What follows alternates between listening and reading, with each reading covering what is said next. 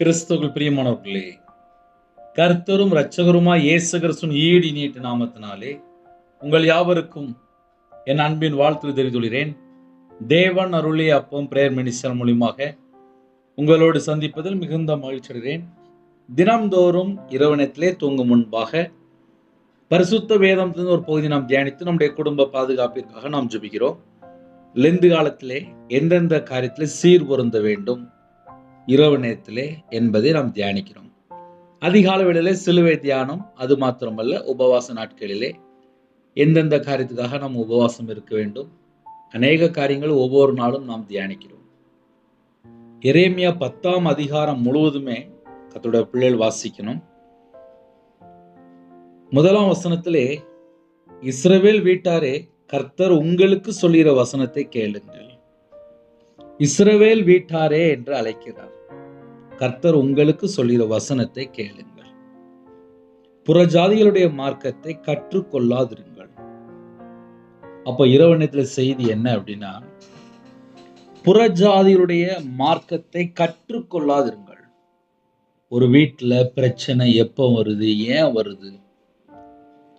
எரேமியா 10ஆம் அதிகாரத்துல முக்கியமான நிறைய காரியங்கள் எழுதப்பட்டிருக்கு. பழைய ஏற்பாடு பக்கம் 887 பக்கத்துல இருக்கு. இந்த பக்கம் ஃபுல்லா நீங்க வாசித்தீங்கன்னா, எரேமியா 10ஆம் அதிகாரம் வாசித்தீங்கன்னா, எந்தெந்த காரியங்கள் என்பதை நாம் புரிந்து கொள்ள முடியும், அறிந்து கொள்ள முடியும். புறஜாதிகளுடைய மார்க்கத்தை கற்றுக்கொள்ளாதீர்கள். ஒரு குடும்பம் எதனால வியாதி வருது, எதனால வீட்டுக்குள்ள சண்டை வருது, எதனால வீட்டுக்குள்ள பொல்லாதாவி வருது, எதனால வீட்டுக்குள்ள அசுத்த ஆவி வருது, எதனால வீட்டுக்குள்ள சாபம் வருது, எதனால வீட்டுக்குள்ள தரித்திரம் வருது, எதனால வீட்டுக்குள்ள நிம்மதி இல்லை, ஏன் ஒரு குடும்பம் ஆசீர்வதிக்கப்படலை? இதுதான் இன்னைக்கு நம்ம யோசிக்கக்கூடிய சப்ஜெக்ட். நமக்கு என்ன வேணும் அப்படின்னா, நம்ம கர்த்தருடைய கரத்துல அடங்கி இருந்தா நல்லா இருக்கும். வீட்டுக்குள்ள கணவன் மனைவிக்குள்ள ஒரு மனப்பட்ட ஆவி இல்லை. பிள்ளைகள் அம்மா அப்பாவுக்கு தெரியாம ஏகப்பட்ட காரியங்கள், அதாவது சேட்டை அப்படிம்போம். அம்மா அப்பா வார்த்தையை அசட்டை பண்ணுவாங்க. அம்மா அப்பாவுக்கு தெரியாம ஏதாவது பண்ணுவாங்க. அம்மா அப்பாவுக்கு தெரியாம கர்த்தரை விட்டும் வழி விலகி போயிடுவாங்க. வாலிப வயசுல உன் சிறு சீரை நினைன்னு சொல்லி போட்டிருக்கு.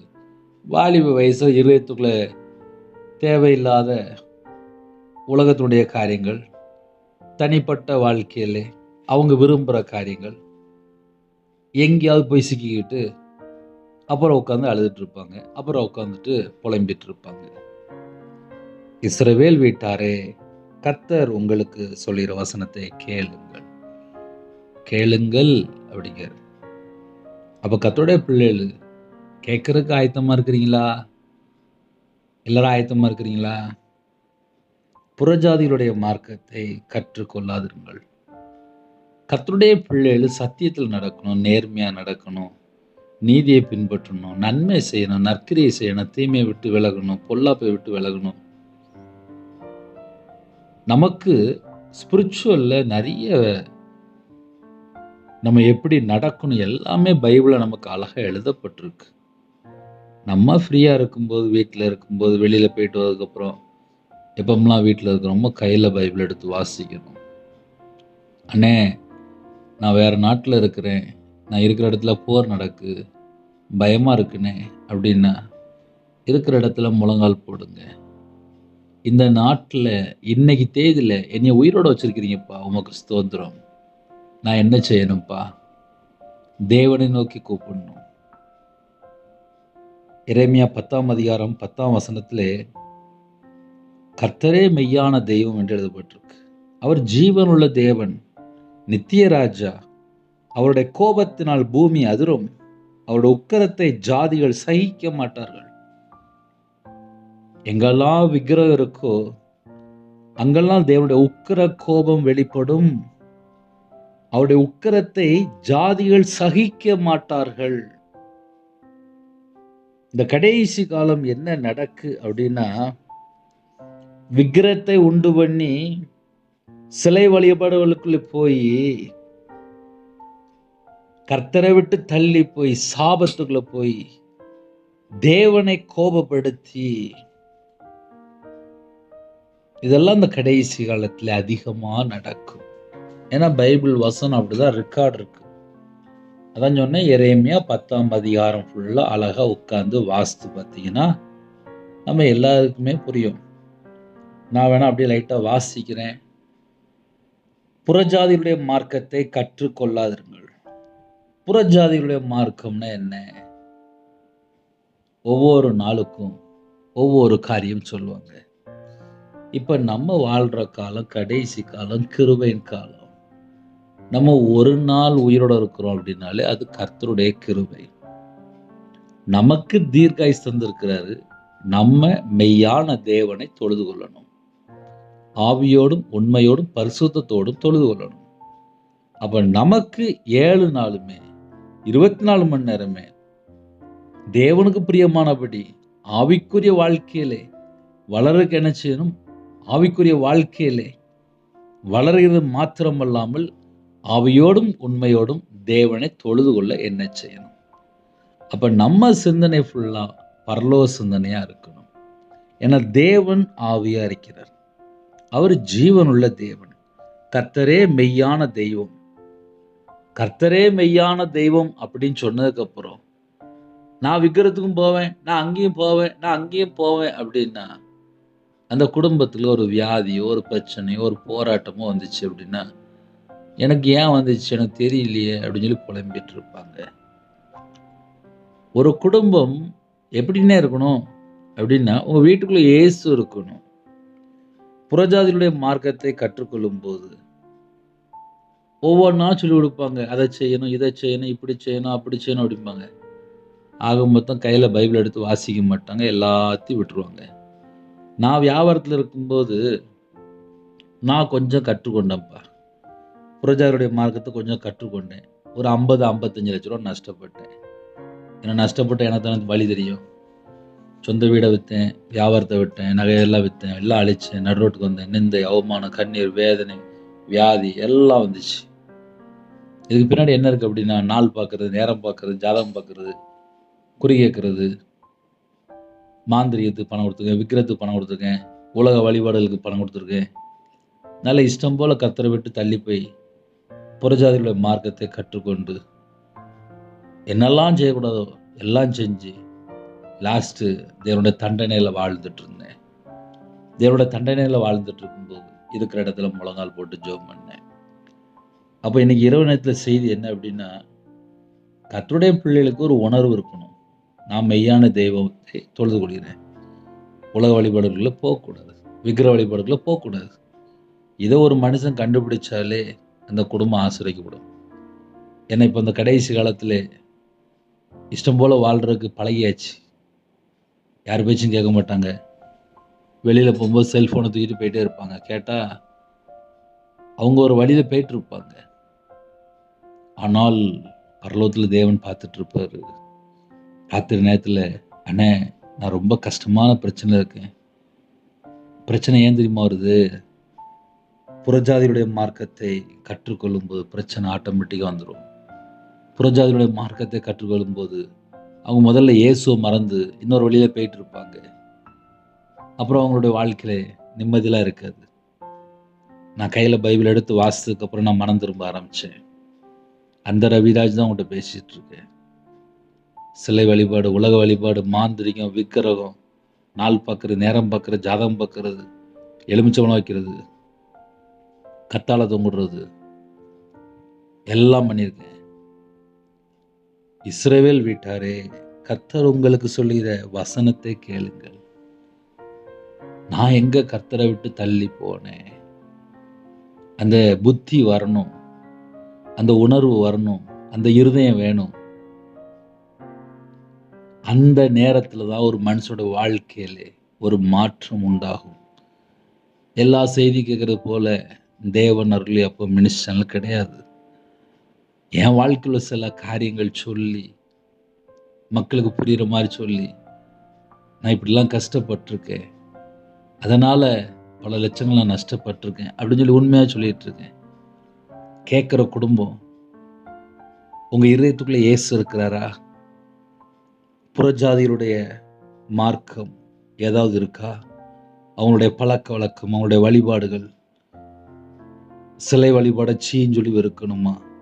இன்னைக்கு சில வீட்டுக்குள்ளே சிலை வழிபாடு உள்ள இருக்கு.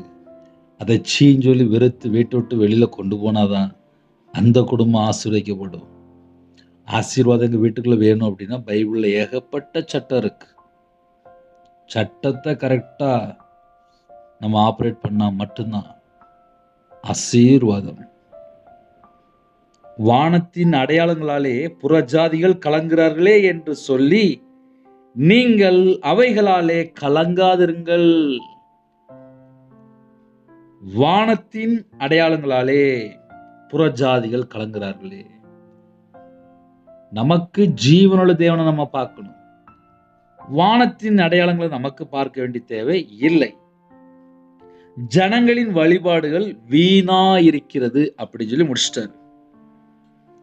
அதனால இந்த அதிகாரம் ஃபுல்லா நீங்க வாசித்து பார்த்தீங்கன்னா விக்கிரகத்தினால என்ன பிரச்சனை வரும், மெய்யான தேவனை எப்படி தொழுது கொள்ளணும் அழகா எழுதப்பட்டிருக்கு.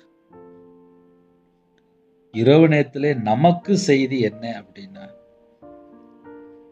24ஆம் வசனத்திலே, கர்த்தாவே என்னை தண்டியும், ஆனாலும் நான் அவமாய் போகாதபடிக்கு உம்முடைய கோபத்தினாலே அல்ல மட்டாய் தண்டியும். நான் உங்களை விட்டு விலகி போயிட்டேன்னா என்னை தண்டிங்கப்பா அப்படின்னு கூட நம்ம ஜெபிக்கலாம். ஏன்னா சில குடும்பத்திலே கர்த்தரை விட்டு தள்ளி போய் துணிகரமா வாழ்ந்துட்டு இருப்பாங்க. வீட்டில் பார்த்தா மனைவி ஜெபம் பண்ணிட்டு இருப்பாங்க, அம்மா அப்பா ஜெபம் பண்ணிட்டு இருப்பாங்க, பிள்ளைகள் பார்த்தா தாறு மாறா விக்கிரத்துல போய் அங்க பார்த்தா விழுந்து கிடப்பாங்க. தேவன் வெறுக்கக்கூடிய காரியம்.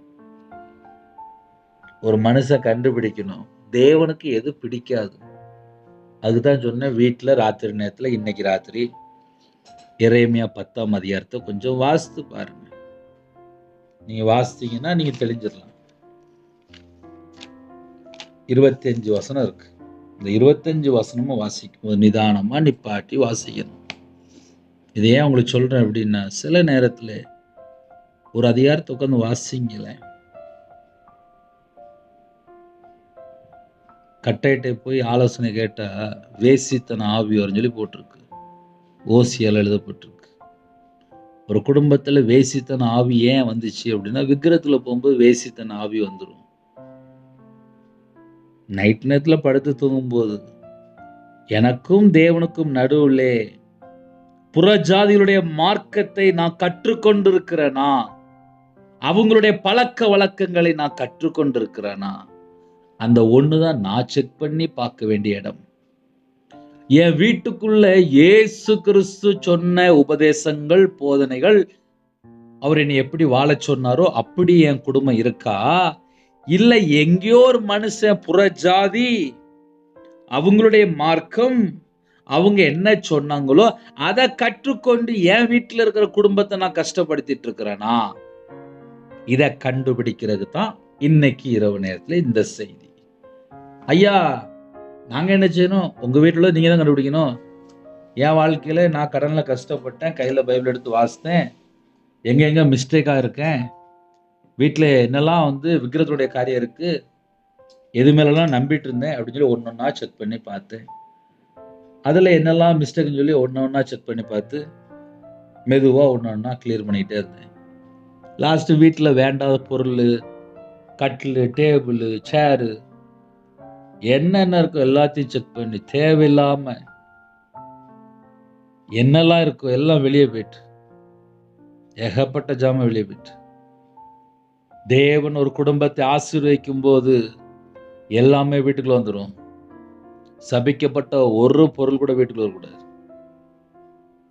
தேவன் குடும்பத்தை ஆசீர்வதிப்பார். வெறுக்க வேண்டிய காரியத்தை வெறுக்கணும், சீர் பொருந்த வேண்டிய காரியத்துல சீர் பொருந்தணும், மனம் திரும்ப வேண்டிய காரியத்துல மனம் திரும்பணும். கர்த்தரை பிரியமில்லாத காரியம் இருக்கா உடனே மனம் திரும்பணும். இன்னைக்கு இரவு நேரத்தில் ஒரே ஒரு பாயிண்ட், புறஜாதிகளுடைய மார்க்கத்தை கற்றுக்கொள்ளாதிருங்கள்.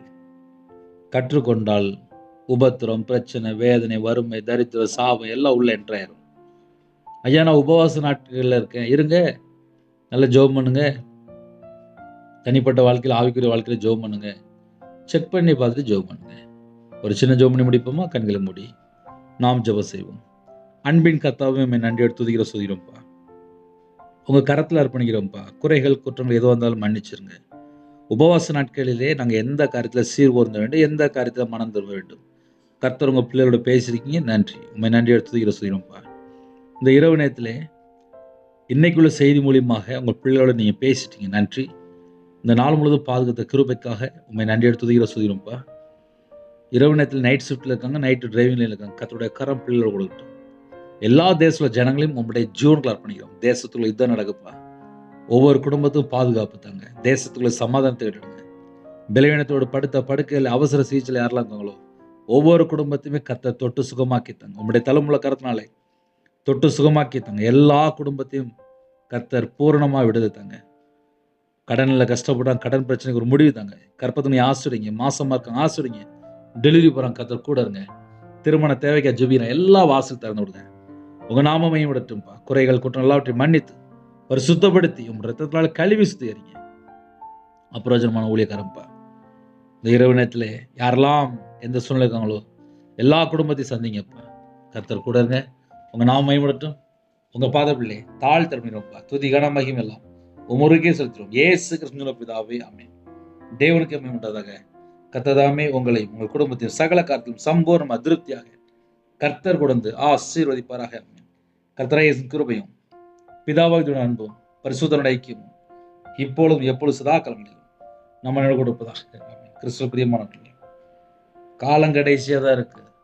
நம்ம தேவனோட வார்த்தை கீழ்ப்படிந்து ஆசீர்வாதங்களை பெற்றுக்கொள்வோம். God bless you.